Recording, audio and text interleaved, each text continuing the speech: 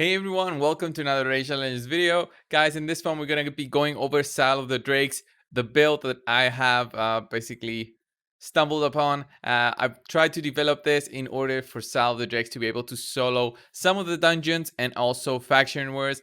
I have soloed with her Faction Wars stage 20, so I'm pretty sure you can do stage 21 of Faction Wars if you got some other champions accompanying her.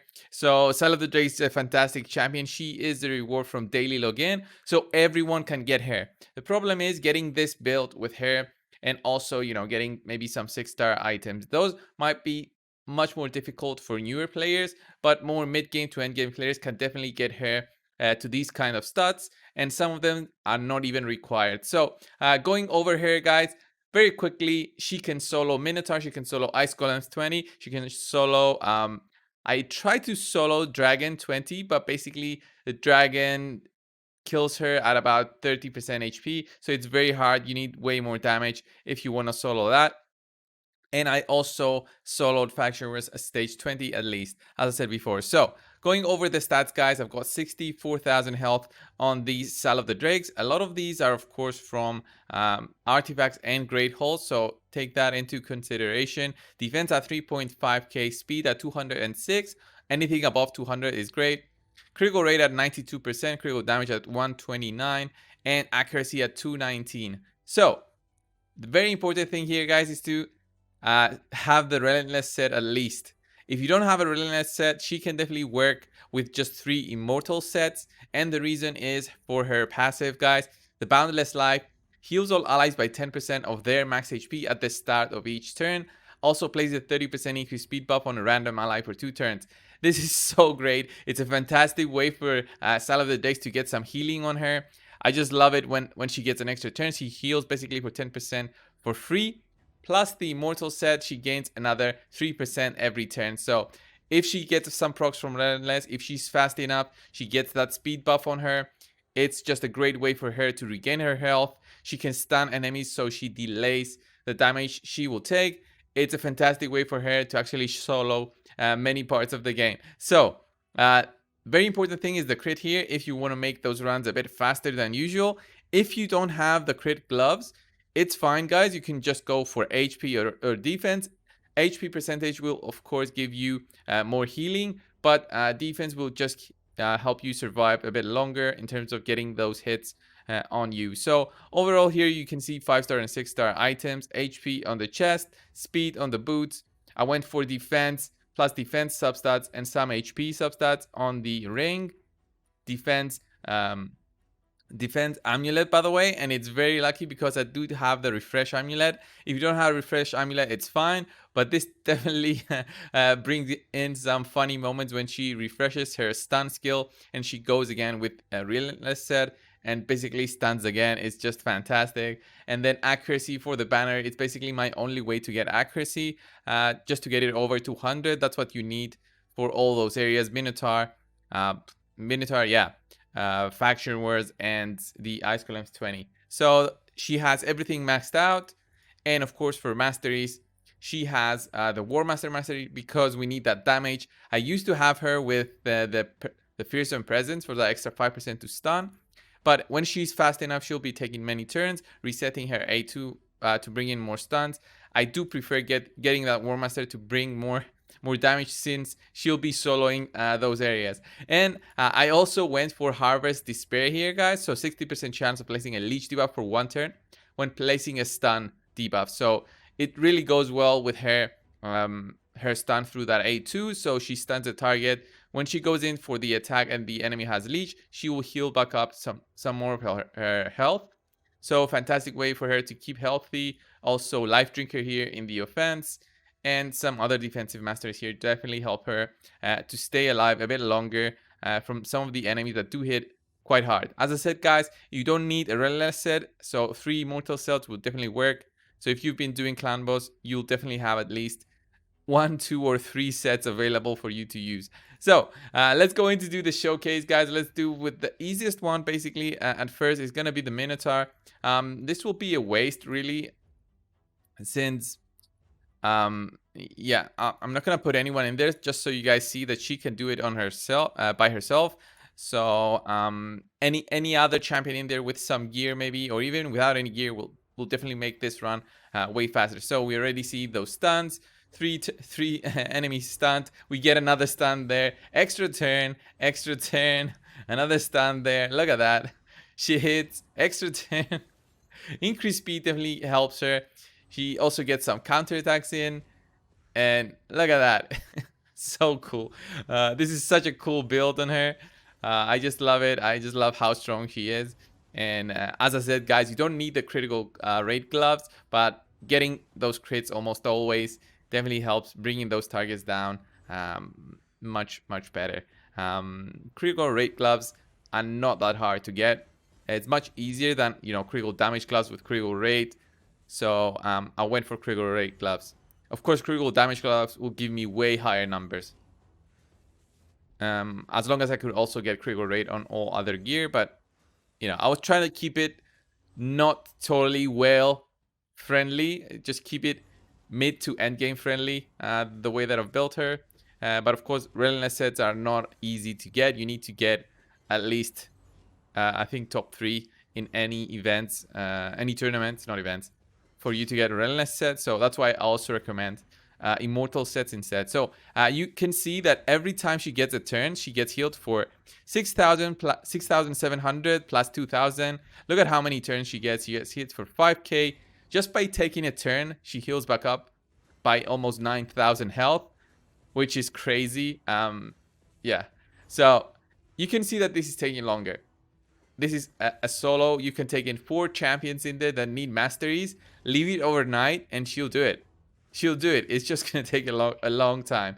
Of course, I do have faster teams than this. I have a 30-second team, but that's 4 members just helping one champion get masteries. And of course, saving you gems while doing the Minotaur. By the way, cheers, guys. Cold brew is always here. Don't worry. And that's it. Like 2 minutes to do the Minotaur. Of course, my masteries were maxed out. So this was a bit of a waste.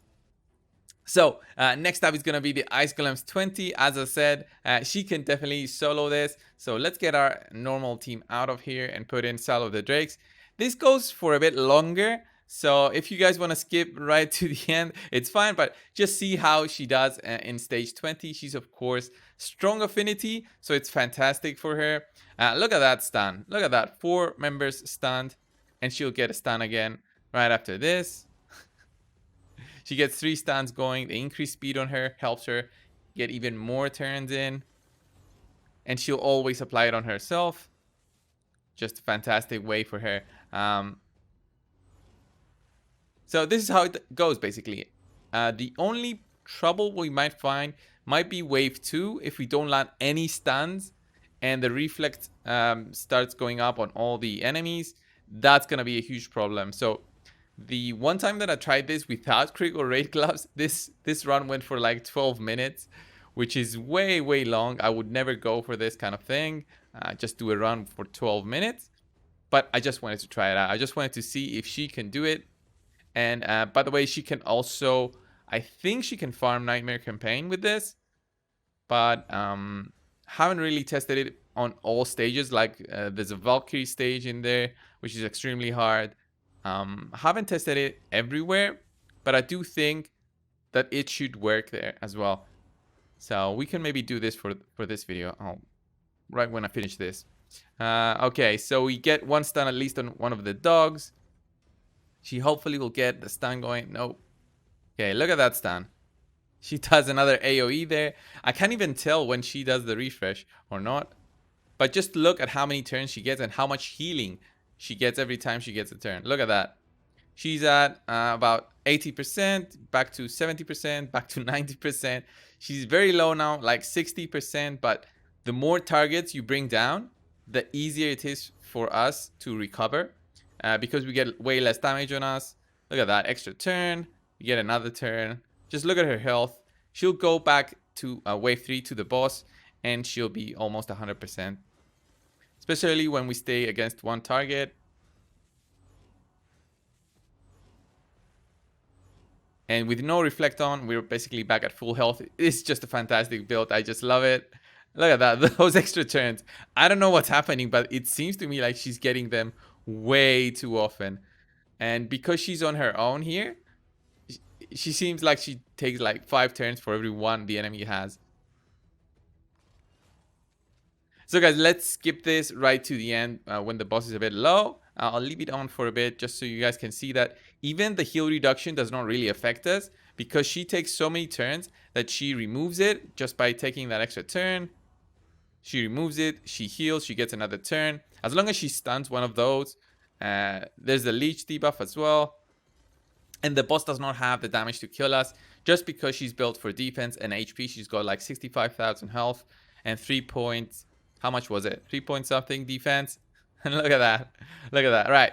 Let's skip right to the end so you guys can see how long it took for this run to finish. Right, guys, we're almost at the end, and as you can see, it takes like at least 8 minutes or so to reach the boss up until this health percentage. But the problem here while having Scyl is that when the boss revives the ads, she goes for the ads and she takes a bit longer to kill them. Like now he revived the ads and she will try to kill the ads first instead of going for the boss. So now because this is the final time that he revives, she goes straight for the boss. Like the AI always does this. The AI knows that the boss is the target now. He will never revive again.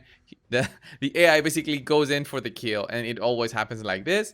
The good thing about Scyl is she has that AoE stun. So if she stuns the target, she's fine in terms of controlling. If you want this run to be even faster, you can like from the start just like do a click on the boss, and that will make Scyl just target only the boss throughout the fight. But of course, you cannot leave this overnight because overnight you won't be able to like click on the boss. You need to set up a macro for that. I don't recommend that. So that's it, guys. 9 minutes to beat the Ice Golems boss. It's just a cool build that I found. It's not necessarily something that everyone can use, but since Scyl of the Drakes is an accessible champion to everyone, I just wanted to get this out in a video. So what was I saying before? I wanted to showcase maybe the Nightmare campaign, if she can do something in the Nightmare campaign. So let's just go in 12-3 just to see. I'm not sure if she can do it. So yeah, let's just put 3 food in there and see how this goes in the Nightmare campaign. Possibly she can do it if she gets some stuns going. But I don't think I can recommend like farming Nightmare ever, since farming Nightmare is just not really better than Brutal, but Brutal gives you more silver. Nightmare I think gives you a bit more XP, but if it takes more than 12 seconds, it's just a waste. So we see that we don't really have a problem here. We're a bit low. She even tries to revive one of those. One of the food that I have with me, so that's okay, I guess, in the sense that we are we have another target for the enemies to hit. So yeah, it's all good. It's still wave 1.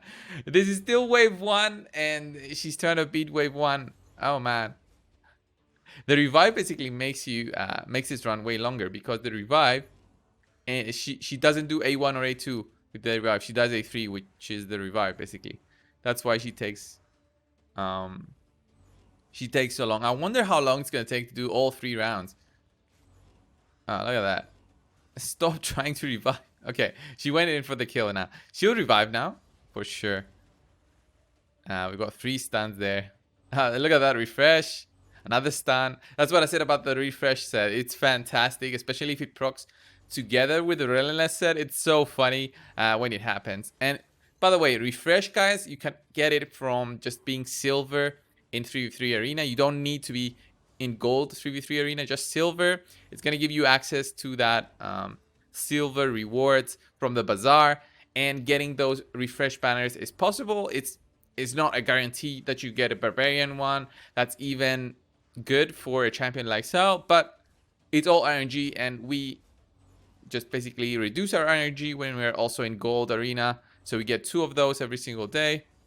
Again, I only have like how many since the start of the bazaar? Maybe I have like 10 or 15 accessories that are good for my account. All the others I just sell because they're like 4-star and not really good at all. So as you can see, guys, you can even probably just solo the whole campaign with her. Just put her in with another strong champion that can take a few hits, do some more damage. She can revive. You can see that she's not taking any damage at all. She's getting weak hits on her, which is fine. But every single turn she's healing for 9,000 health. This is why I just love this build. Yeah, this build I think is the best one for Scyl of the Drakes. I used to run her with a stun set. I did make a video like with her and a stun set. Now I just don't recommend that anymore. I think Immortal sets and a Relentless set is just the way to go for her. And if you can book her, and maybe if you get lucky with that A2 with the stuns, then she's a fantastic, especially for free to play accounts. Like, just get her to 60, max her out if you can. If you don't, just go for Razin if you also have him. But since she is accessible to everyone, I think that's the way to go. Like, she will get you to 20 in all dungeons, help you with the faction wars, help you with soloing, some dungeons to help you with efficiency. So if it's efficiency you're looking for, I think yeah, Scyl of the Drakes is definitely gonna help. So it took 3 minutes for 12-3 on Nightmare, but she did it. I will not do this. I will not farm, even if it's like a bit more XP than usual. Than Brutal, I'm not gonna waste 3.5 minutes. I'm just gonna farm with Saurus. Right, guys, so thanks a lot for watching this video on Scyl of the Drakes on this build. As I said, Relentless set, Immortal set. If you don't have Relentless, go for 3 Immortal sets for that crazy amount of healing. So like 10% plus 9% from Immortal, plus all that HP bonus that you get. Fantastic build. Thanks a lot, guys, for watching this far. Subscribe if you haven't already, and I'll see you in the next one. See you guys.